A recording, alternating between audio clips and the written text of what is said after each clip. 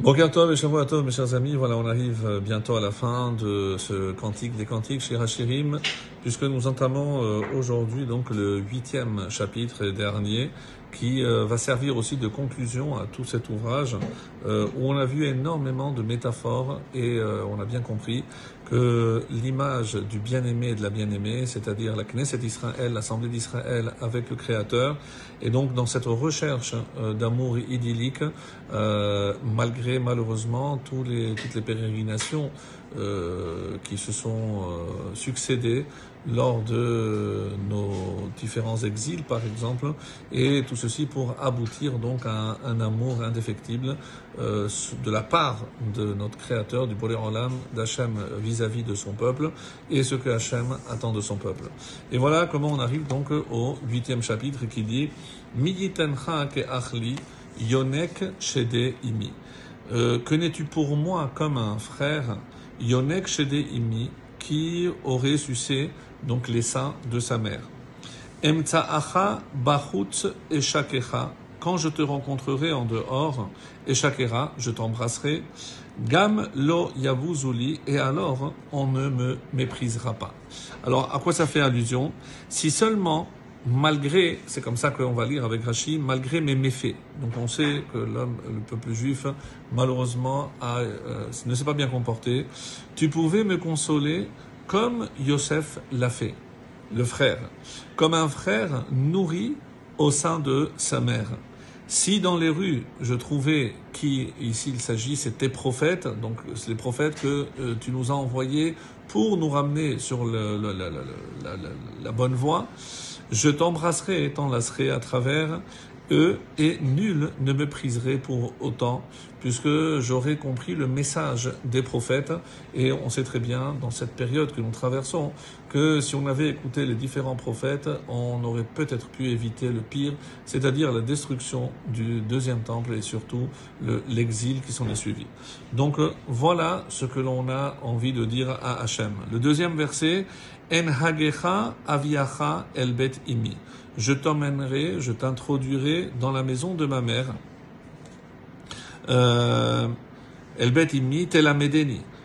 Et tu m'initierais, tu m'enseignerais.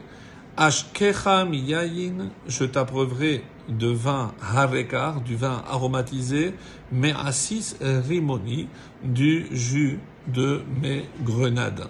Alors, comment on peut lire, donc toujours d'après la lecture de Rashi, je te conduirai, je t'amènerai au temple de ma mère pour que tu m'enseignes la Torah.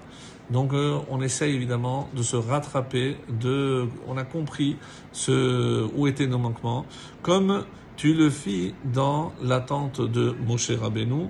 Je te verserai, ici le vin, c'est les nisuchim, les libations, des vins semblables à du nectar de grenade. Donc c'est tout ceci des allusions à ce que l'on va reprendre lorsque le temple sera là.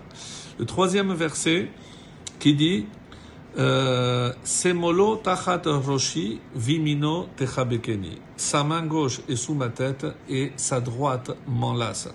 Donc ici, c'est Israël qui s'adresse aux nations en disant, malgré mes lamentations dans l'exil, sa main gauche, la main gauche d'Hachem, soutient ma tête et sa main droite m'enlace afin de me soutenir. On sait très bien que lorsque on punit avec la gauche et on console avec la droite.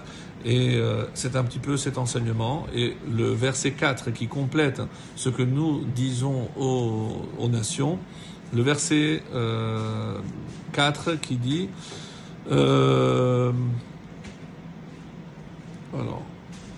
Hishba'ti etchem benot Yerushalayim matairu mateoreru et ha'ahava ad sheterpatza. Donc le verset 4 qui dit je vous adjure, filles de Yerushalayim, ne réveillez pas l'amour jusqu'à qu'elle le veuille. Alors comment Rashi va lire, je vous en conjure, on sait très bien que les filles d'Israël, ça désigne les nations qui sont destinées à monter un jour à Yerushalayim, car si vous violez votre serment, vous serez, vous, à ce moment-là, sans défense. Si vous osez faire en sorte que Dieu me haïsse, c'est vous qui allez évidemment subir les conséquences. ou si vous osez troubler son amour pour moi, l'amour de Dieu pour moi, le peuple juif, alors que je sais qu'il me désire encore. Alors que l'on puisse vivre très très vite cette période. Shavua Tov, Mazal Tov.